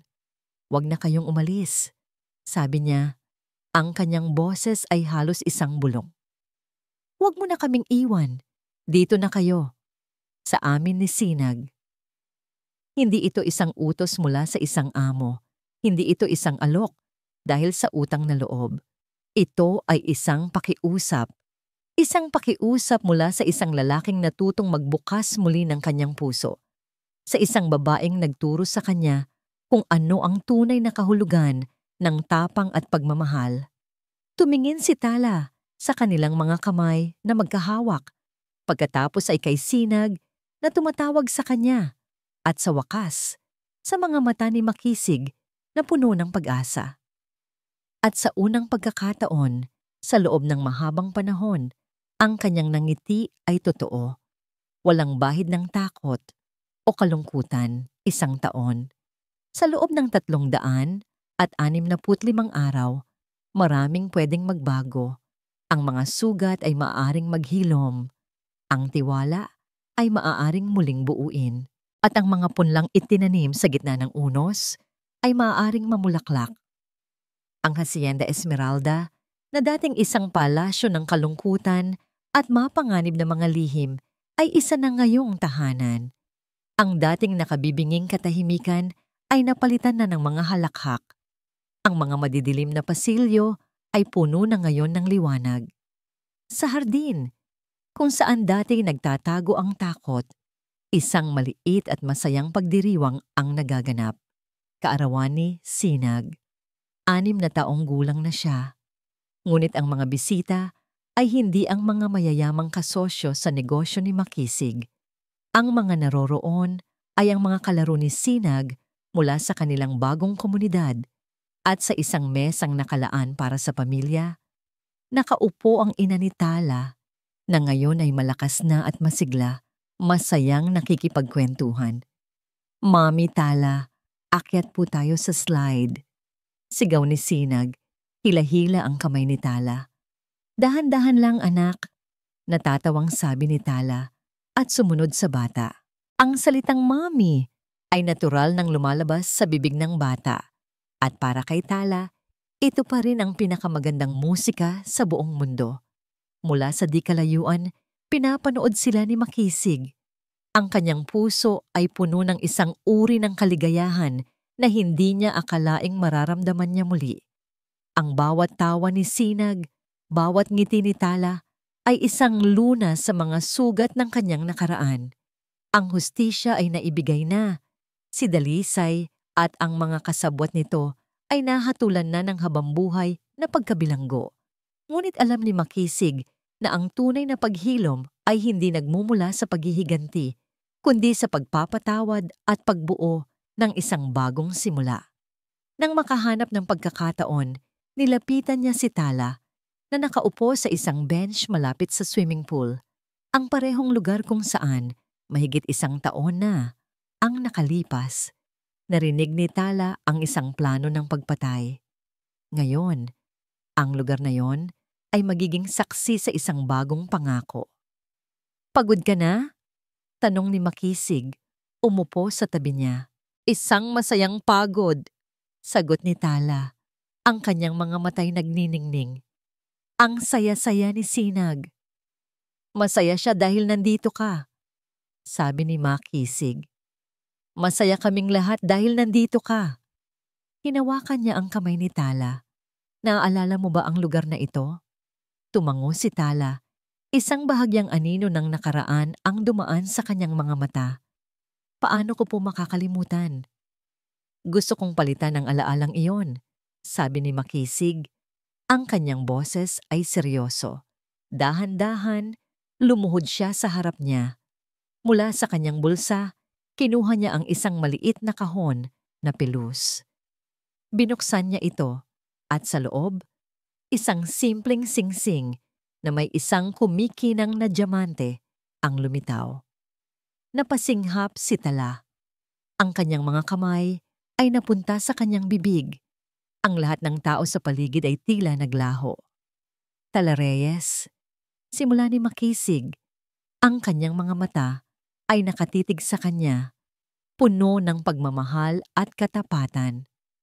"Dumating ka sa buhay ko bilang isang anino, isang hamak na tagalinis sa aking mansyon.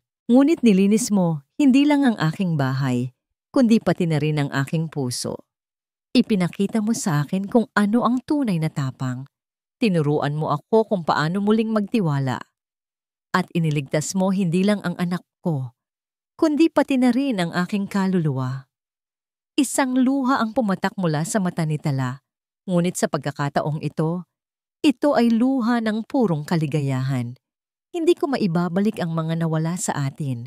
Hindi ko mapapantayan ang sakripisyo mo.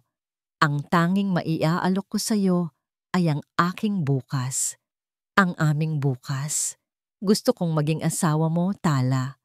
Gusto kong maging ina ka ni Sinag, hindi lang sa tawag, kundi sa harap ng batas at ng Diyos. Gusto kong buuin natin ang isang pamilyang itinadhana, hindi ng dugo, kundi ng pag-ibig. Huminga siya ng malalim. Tala, mahal na mahal kita. Pakakasalan mo ba ako? Sa gitna ng mga palakpakan at hiyawan ng iilang nakakita, hindi na kailangan pang magsalita ni Tala. Ang kanyang marahang pagtango, ang kanyang nanginginig na mga kamay, habang isinusuot ni makisig ang singsing, at ang matamis na halik na kanilang pinagsaluhan ay sapat ng sagot. Mula sa malayo, si Sinag, hawak kamay ang kanyang bagong lola, ay tumakbo palapit sa kanila. Niyakap niya ang dalawa, at sa unang pagkakataon, ang kanilang pamilya ay opisyal ng buo. Nakatayo silang tatlo sa ilalim ng papalubog na araw. Ang dating Hacienda Esmeralda ay naging Hacienda Pag-asa. Ang isang kwentong nagsimula sa dilim ng pagtataksil ay nagtatapos na ngayon sa ginintuang liwanag ng isang bagong umaga. Isang patunay na kahit sa pinakamadilim na gabi, laging may isang tala na magniningning, nagpapaalala sa atin na ang tunay na tahanan ay hindi isang lugar, kundi isang pusong handang magmahal nang walang hinihintay na kapalit. At dito po nagtatapos ang ating kwento. Isang kwentong nagturo sa atin na ang katapangan ay hindi nangangahulugan ng kawalan ng takot, kundi ang paggawa ng tama sa kabila nito.